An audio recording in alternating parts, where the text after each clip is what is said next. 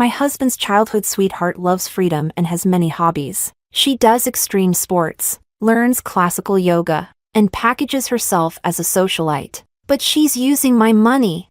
That day, when I went to withdraw money, the bank teller told me there were only 26 cents left in the account. That's when I found out that my husband had been using my money to support his childhood sweetheart. I angrily confronted my husband, but he just yelled at me. Zoe isn't like you. She dreams of having class. And I should support her. Are you insane? Is there anything else in your brain besides money? You're so vulgar. I turned around and left, decisively tearing up the pathology report in my pocket. He's the one who's sick, not me, since he's so determined to support his little sweetheart. Then I won't be treating his cancer either.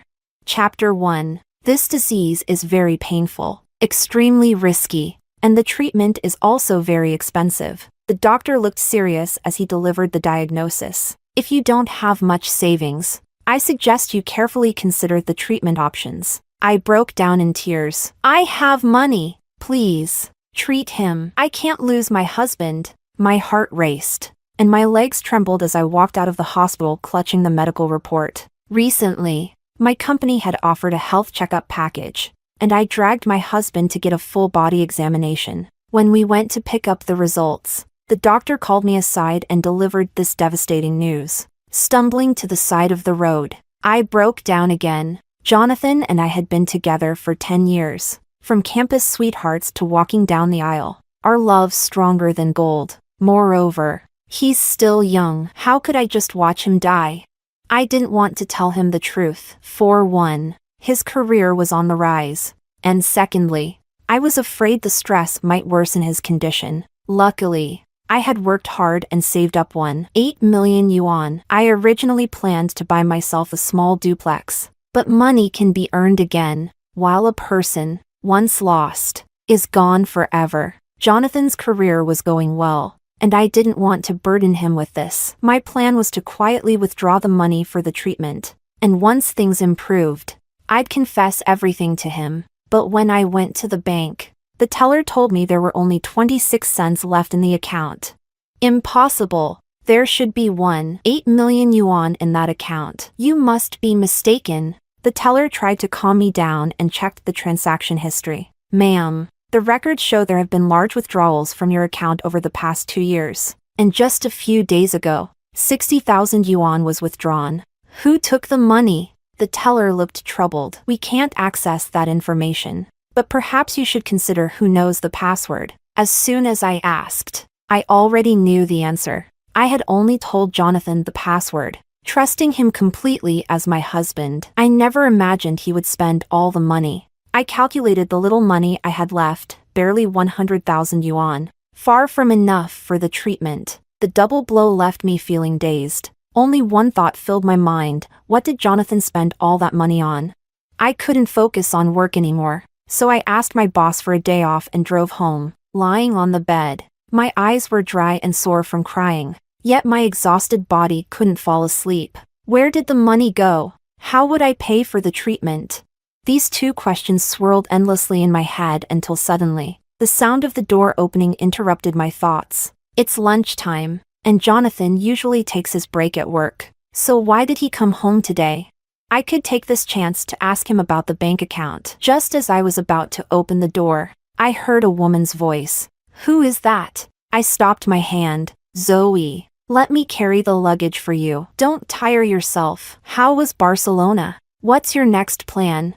Zoe? Turns out it's Jonathan's childhood sweetheart. Zoe. We don't interact much. We only met a few times during the wedding period and had a few meals together. I heard she's been traveling the world, constantly flying between home and abroad. She laughed brightly. It was amazing. So interesting. Jonathan. For my next trip, I want to go abroad to learn flower arranging and tea ceremony. Of course! You should experience their culture and improve yourself. I rolled my eyes. Jonathan sure knows how to play the gentleman. Well, let's see. I'm broke right now, so I need money before I can go. Don't worry. With Carolina and me, money is the least of your concerns. I froze. What does this have to do with me?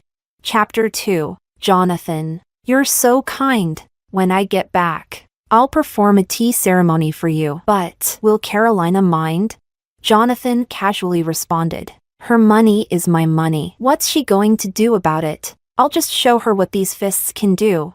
Through the crack in the door, I saw Zoe giggling as she playfully hit Jonathan's arm. From their conversation, I was starting to piece things together. Could it be that Jonathan is using my money to support his childhood sweetheart?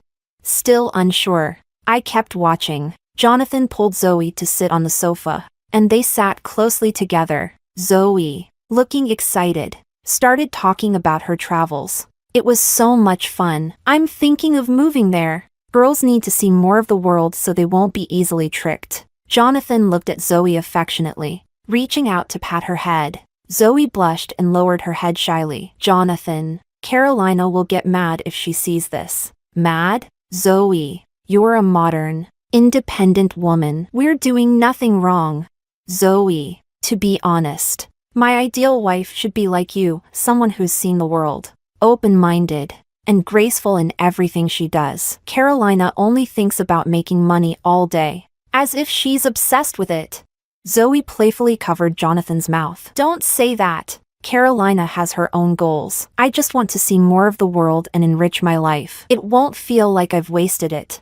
Jonathan laughed heartily, showering Zoe with praise. Anger flared inside me as I watched, while Zoe took advantage of the moment, bashfully sharing her travel plans abroad. Jonathan, I met a famous tea ceremony teacher, and her small class registration is closing soon. I want to sign up before it's too late. No problem. How much do you need? Zoe hesitated for a moment. The basic class is 28,000 yuan, but the master class is 48,000.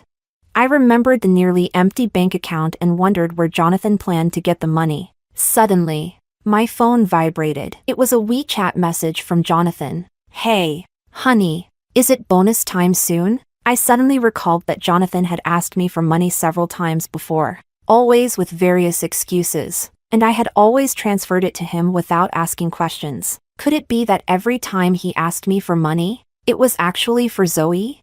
But this was my hard-earned money. What right did he have to play the generous one with it? Outside the room, Zoe was still pretending to decline. Jonathan, you've already asked Carolina for so much money. What if she minds? Maybe I should just figure it out myself. I mind!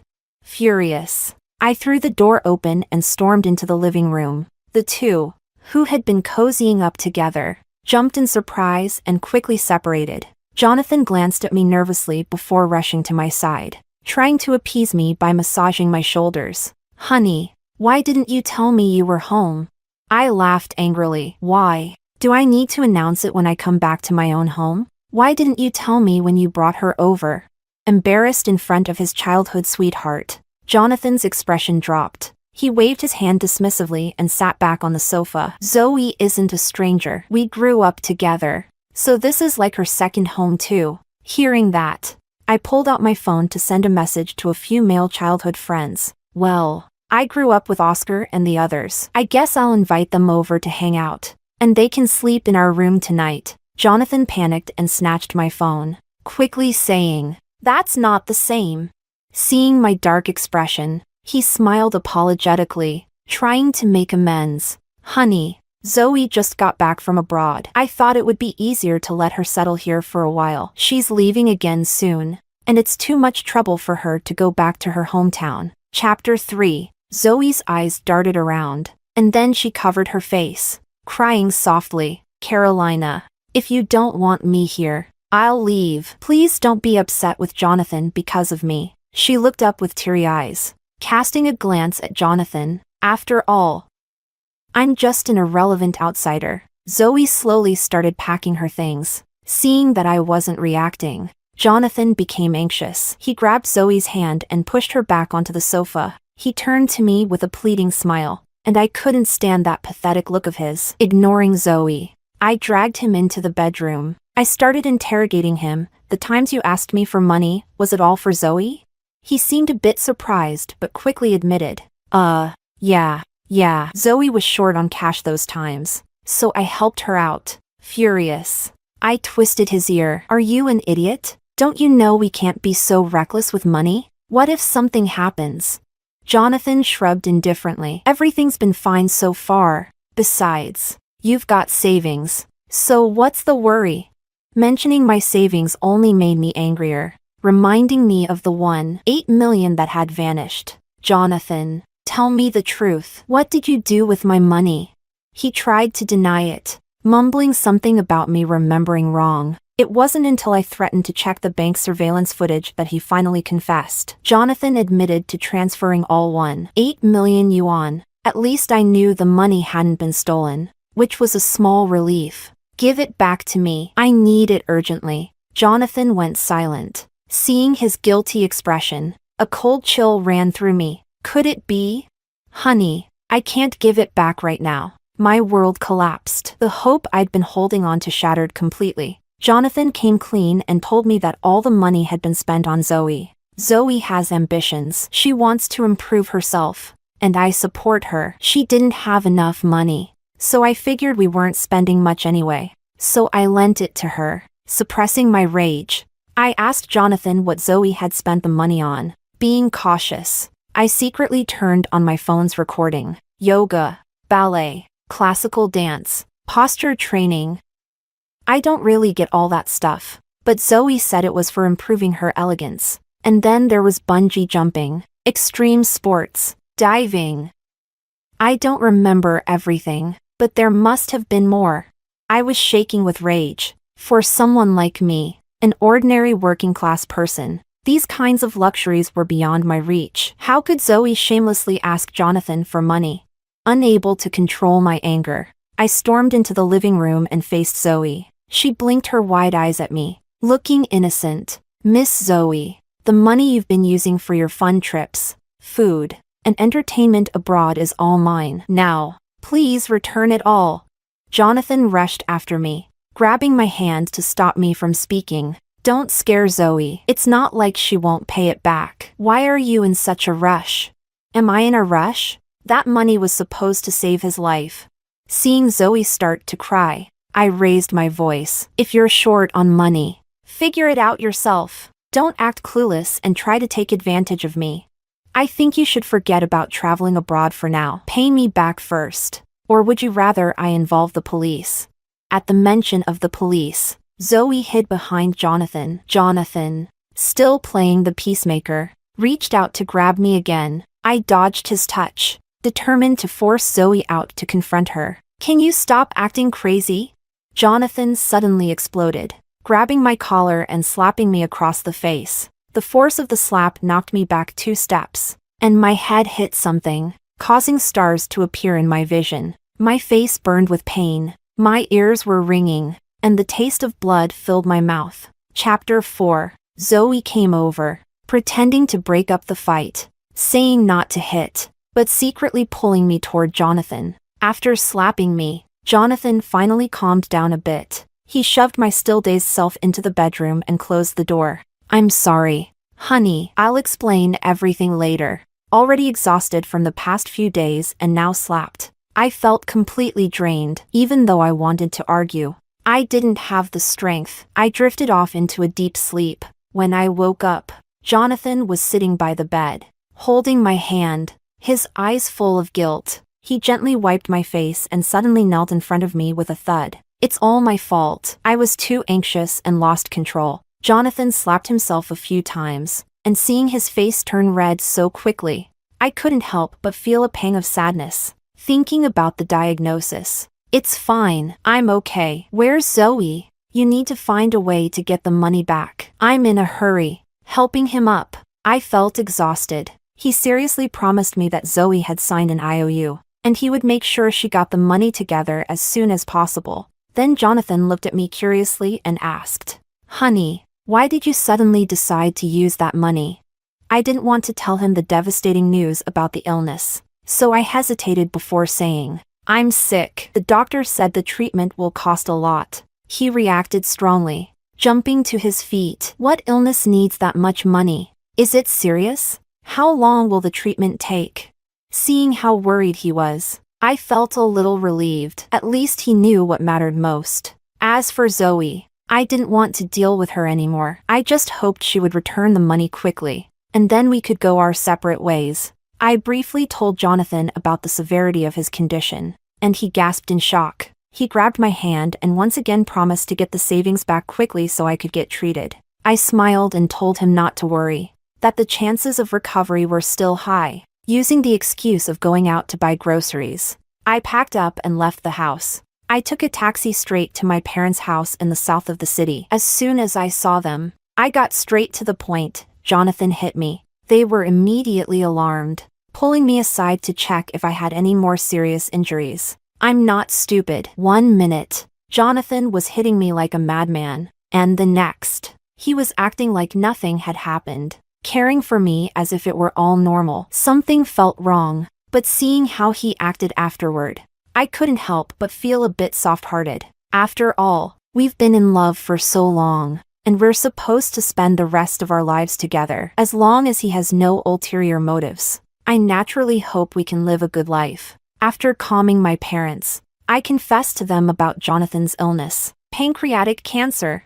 They were shocked and immediately started searching for information about the disease online. I sat on the couch, feeling restless. Suddenly, my phone buzzed with a notification. Today's surveillance has been automatically saved. I remembered this was a gift from work a while back. I thought it was interesting, so I installed it in the living room but hadn't mentioned it to Jonathan yet. Out of curiosity, I opened the surveillance app and dragged the progress bar to the time of our argument. Zoe, don't worry. We'll just pretend to write an IOU and keep delaying it. I'll help you deal with anything that comes up. Zoe, sniffling, wrote down the IOU and then buried herself in Jonathan's arms. So, they were both acting.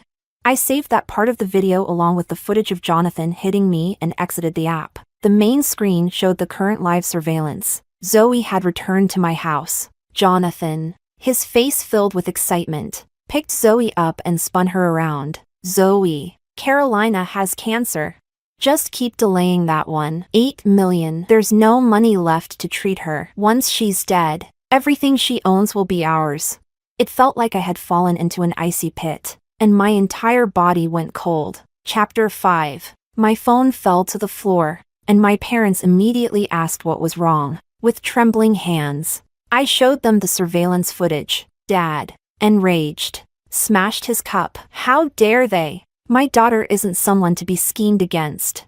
Mom, fuming with anger, was ready to storm over and confront them. In the footage, Jonathan held Zoe and tenderly kissed her forehead. I felt utterly disgusted, but suddenly, a plan formed in my mind. If he's unfaithful, I won't just sit back and take it either. He thinks he can drag things out with the money? I was actually planning to save his life. But if he's unwilling to come clean, that's not my problem. Jonathan, let's see how much longer you can live.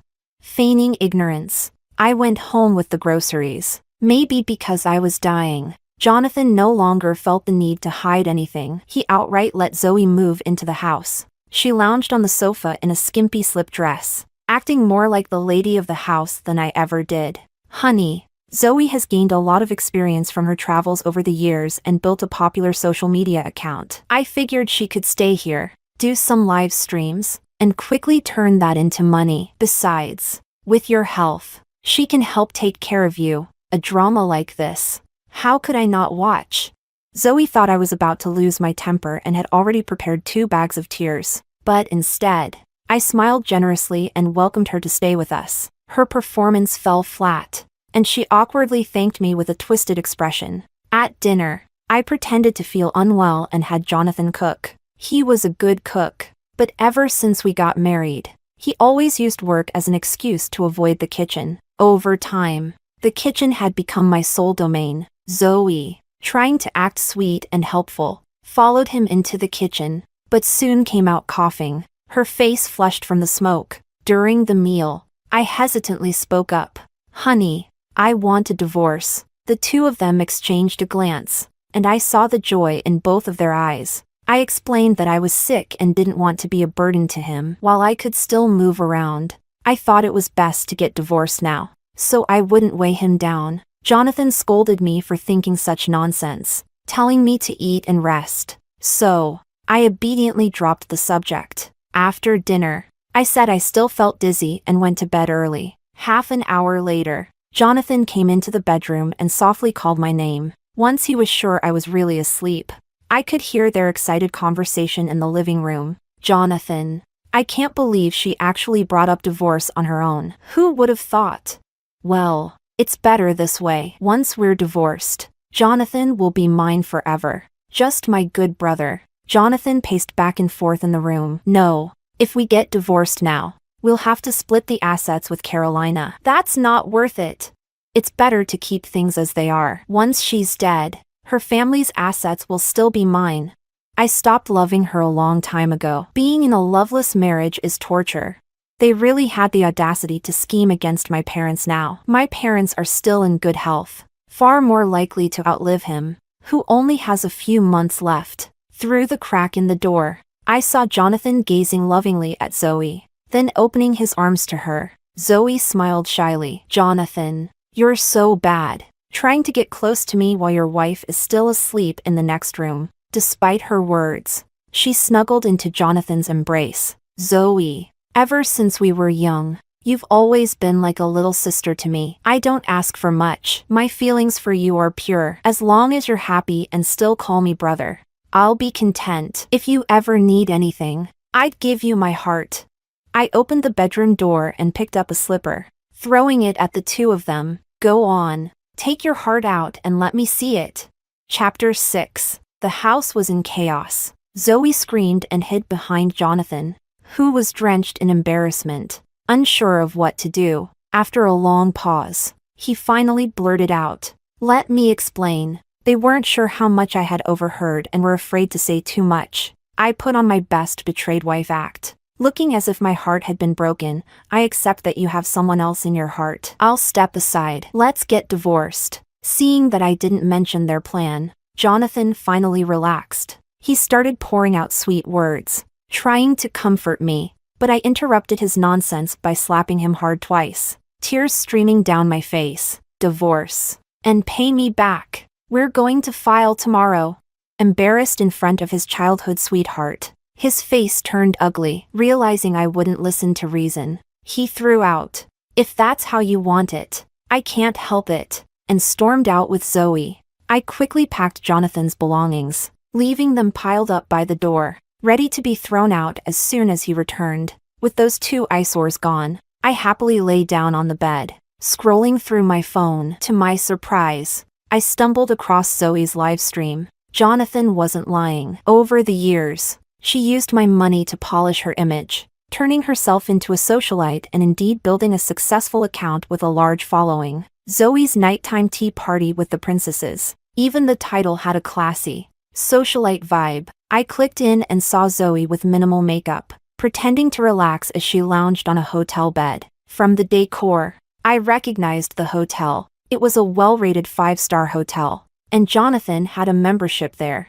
Who booked the room was obvious. Zoe spoke softly to her followers in the live stream, casually recommending several products in her shopping cart within just a few sentences. Whenever I indulge in a late night, I always use my little white bottle for a quick rescue. The next morning, my face still looks fresh and glowing.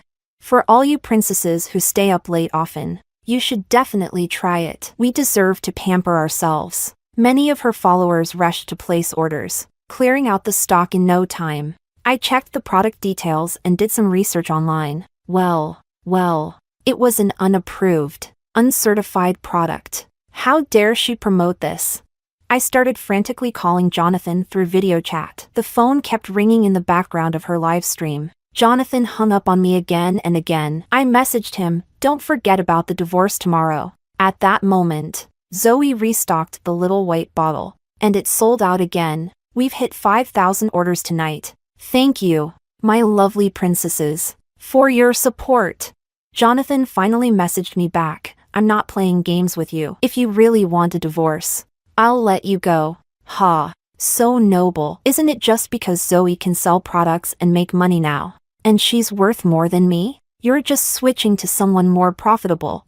We agreed on a time to meet at the Civil Affairs office. Then, I logged into Zoe's live stream again under a different account. She was proudly sharing her exotic adventures and all the elite people she met while taking part in her refined hobbies. When I was horseback riding, this purebred pony from the British Royal stable suddenly went wild, and the farm owner's daughter saved me. I gave her a set of the little white bottles. Later, when I returned to China, she was so anxious to get more that she sent me $20,000 to ship her more princesses. I've negotiated the price of the little white bottle down just for you, so everyone can enjoy it. Hurry and order now while there's still stock. Once it's gone, I can't promise it'll be restocked.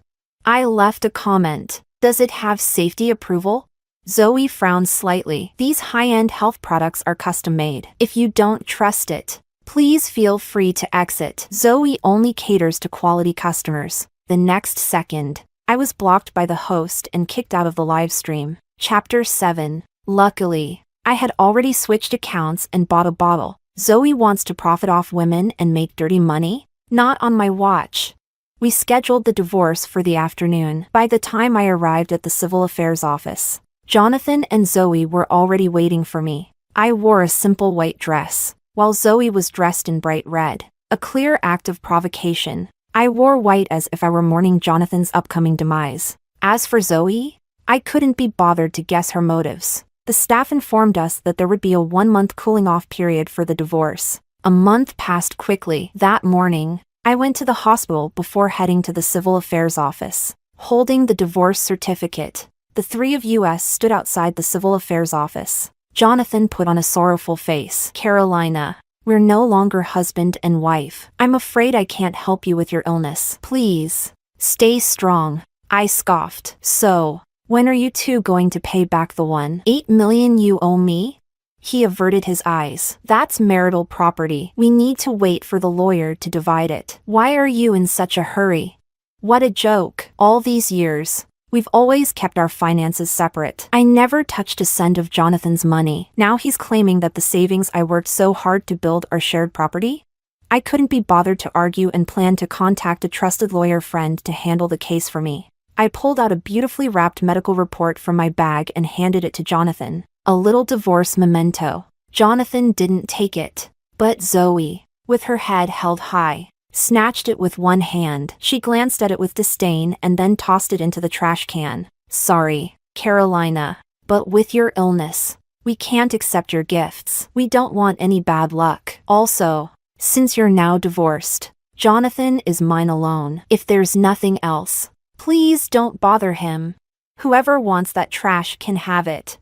I carefully observed Jonathan's face. Because he didn't follow the doctor's advice and act quickly to control the cancer, he now looked especially frail. His sallow complexion and slightly darkened lips were sickening to me. I wondered how Zoe could still call him brother with a straight face. Seeing me staring at Jonathan, Zoe puffed up and stood protectively in front of him. I smiled. Take care of yourself. Jonathan also laughed. Carolina, you're the one who should be careful. If you don't have money for treatment, maybe your parents can sell their house. I don't have any money to lend you. I heard you went to the hospital this morning. What did the doctor say? Is it getting worse? It was indeed getting worse. I silently recalled what the doctor had told me. This illness already had a low cure rate, and Jonathan hadn't taken timely action. The doctor said that without hospitalization and medication, it was hard to say how much longer he could last. Zoe snickered as well. Sis, you really shouldn't wear white. It's so unlucky. Someone who could have lived for another month might get sent off early because of you. Exactly. Don't expect me to mourn for you when you're gone. Unwilling to back down, I snapped back at Jonathan. He laughed loudly, thinking he had hit a nerve, and began mocking me even more. Carolina, don't talk like that. You should think about your parents. When you're gone, they'll be all alone, and they'll still have to rely on me to take care of them. If you ask me, you might as well forget about that $1.8 million. Consider it my fee for taking care of your parents and managing your estate. I'll make sure to burn extra offerings for you during the holidays. I looked at him quietly, waiting for his words to come back like a boomerang and hit him where it hurt. Maybe the heavens were on my side, because the next second, the unexpected happened. Jonathan, still laughing, suddenly coughed up a mouthful of blood and collapsed to the ground. Chapter 8. I was prepared. I called for an ambulance and followed the sobbing Zoe to the hospital. This scene was something I had only imagined when I first learned about Jonathan's illness. Back then, I was genuinely scared, deeply upset. I had rehearsed this moment in my mind 1,000 times, thinking that no matter what, I had to save him and be by his side. Now that it was happening for Real, I felt nothing but immense satisfaction. At the hospital, the oncologist took one look at Jonathan on the bed, then glanced at me with a look of disappointment. "Why did you wait so long to bring him in? Look at how serious it is now." I shrugged helplessly. "We're divorced. There's nothing I can do. He's not my responsibility." Zoe's face turned pale, as if she had started to realize something. After a round of emergency treatment, Jonathan slowly regained consciousness. His voice was hoarse, and when he saw the stark white ceiling above him, he bolted upright in shock. "Zoe, what happened to me?" Jonathan's complexion was no better than the ceiling. Zoe stammered, unable to form a response. The doctor pushed the door open and walked in. "Are you not aware of your own condition? You're already in the mid-stages of pancreatic cancer." Jonathan's world collapsed. He kept flipping through the diagnosis report, seemingly unwilling to believe it. But the searing pain in his stomach reminded him that all of this was very real. Jonathan's bloodshot eyes locked onto me. "Why didn't you tell me? Who doesn't know how to play innocent?" I squeezed out some tears and said pitifully, "I didn't want to upset you. I couldn't bear to tell you. I was going to use my savings to help with your treatment. But the money's gone." "Jonathan, didn't you say you'd pay me back soon?" Jonathan was moved by my words. The hateful look in his eyes turned toward Zoe, and she shrank back under his gaze. "Go buy me some food." For the first time, he didn't speak sweetly to her. Instead, his tone was commanding. What surprised me was that Zoe actually obeyed and hurried out the door. I continued to wipe my tears, pretending to be upset, while Jonathan, barely holding himself together, patted my shoulder. "Carolina, I was just momentarily blinded by foolishness and ended up hurting you. After this experience, I've realized that you're the only one who has always been there for me. Can you give me another chance?" I sobbed and replied sadly, "But I don't have the money to save you." "Jonathan, please, just take out your savings." His expression froze. "I only have a few thousand, and it's in a fixed deposit, so I can't withdraw it." "Carolina, I'll get back all the money Zoe spent. Thank you for not abandoning me." Internally, I rolled my eyes. Jonathan's salary is even higher than mine, and since he has no expensive habits, I know he's saved a considerable amount. Now he's playing poor, still trying to make me the sucker, hoping I'll pay for his treatment. Feigning anger, I said, "You gave her the money, and that hurt me. You belittled me and praised her, and that hurt me too. Now we're divorced, and you both owe me money. Why should I help you? If you want to calm me down, you'd better give me my money back first." Hearing this, Jonathan picked up his phone and did something. Moments later, the $1.8 million I was owed was fully restored to my account. Of course, I made sure he noted debt repaid in the transfer memo. Once I had my money back, Jonathan, seeing an opportunity, immediately asked me to go pay the hospital fees. I made an excuse that the doctor was in a meeting and told him I'd go home to make soup for him, finally freeing myself from the hospital. Just as I stepped outside, I ran into Zoe coming back with some takeout. She shot me a vicious glare, silently mouthing the words, "Old woman." I didn't respond and stood outside the hospital room for a moment. The next second, a loud scream rang out. "Jonathan, how dare you transfer my money without permission?" Chapter 9. I went home and slept, naturally not bothering to bring him any soup. When I visited Jonathan the next day, he looked even more worn out, with scratches on his face. It seemed like he and Zoe had a fight, two dogs biting at each other. I asked him, feigning concern, and learned that Jonathan had been helping her manage her live streaming account. The $1.8 million he transferred yesterday had come from Zoe's account. I felt a little thrill of satisfaction. This wasn't my problem. It was their financial dispute now. Besides, I still had the IOU that Zoe had written to me, getting my money back without breaking a sweat. I smiled even more sincerely at Jonathan's jaundiced face. Inwardly, I was already planning which real estate listings I'd check out later. Speaking of Zoe, I suddenly remembered that the little white bottle I'd bought from her live stream had arrived. Once I had it, I sent it to a professional lab for testing, as I suspected. It turned out to be nothing more than toxic supplements. No production license, no safety certificate, and packed with harmful chemicals. The production cost for each bottle was just a few yuan, yet Zoe was selling them for 1,600 yuan a bottle on her live stream.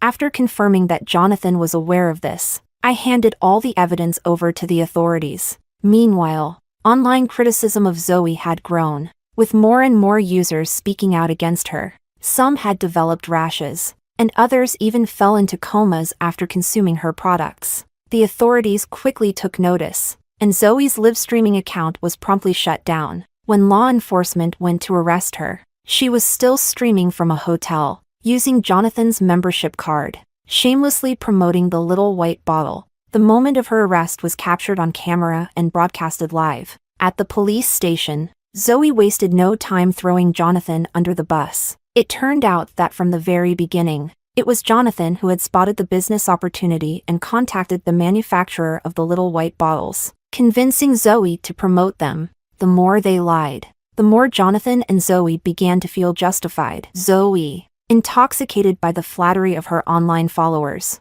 lost herself and ended up selling even more aggressively than Jonathan. When the police burst into the hospital room, I was carefully feeding Jonathan porridge. The porridge was scalding hot, made with ingredients he didn't like, but he had no choice but to rely on me now, hoping I'd spend money to save him. So, despite his discomfort, he forced himself to swallow each spoonful, even complimenting me, calling me so kind. Faced with the police's questioning, Jonathan panicked. Like Zoe, the moment he opened his mouth, he shifted the blame onto her. In an attempt to protect herself, Zoe even accused Jonathan of cheating during their marriage. The officer gave me a sympathetic look. Is it true that you were having an extramarital affair and living illegally with Zoe?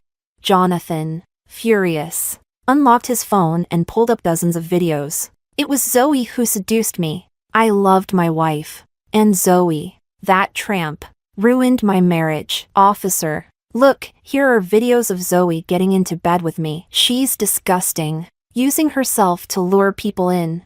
Well, that was a complete self-destruction. The police confiscated his phone, adding another charge to Jonathan's list. They glanced at me, sitting quietly in the corner. A female officer approached, gently patting my shoulder. Ma'am, if you need legal assistance, feel free to contact us. We're already divorced. I was just helping out of kindness. But now, I'm done letting them walk all over me. With teary eyes, I handed over the surveillance footage. Attempted murder, an additional charge. When Jonathan was handcuffed and taken away, he looked at me in disbelief, calling my name the entire way out. I wiped away my tearful expression, smiled victoriously, and waved at him. Enjoy prison life. When I returned home, my parents were waiting for me with a warm, homemade meal. They had planned to use their connections to help me, but it turned out there was no need. Those two had already brought about their own downfall. Seeing the concern in their eyes,